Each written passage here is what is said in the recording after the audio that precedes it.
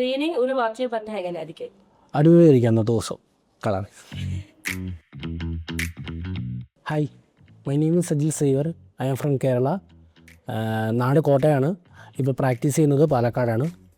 പിന്നെ പാലക്കാട് ഒളിമ്പിക് അക്കാഡമിയുടെ കീഴിലാണ് ഇപ്പോൾ പ്രാക്ടീസ് ചെയ്തുകൊണ്ടിരിക്കുന്നത്. എൻ്റെ ഐറ്റം വരുന്നത് ഷോർട്ട് പുട്ടാണ്.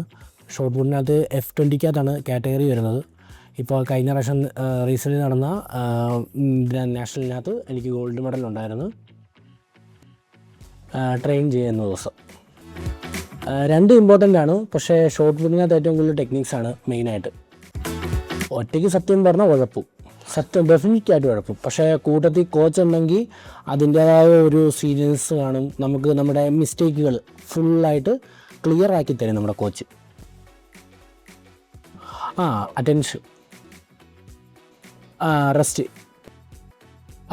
മെയിനായിട്ട് നമ്മുടെ സെൽഫ് കൺട്രോളാണ് മെയിനായിട്ട്.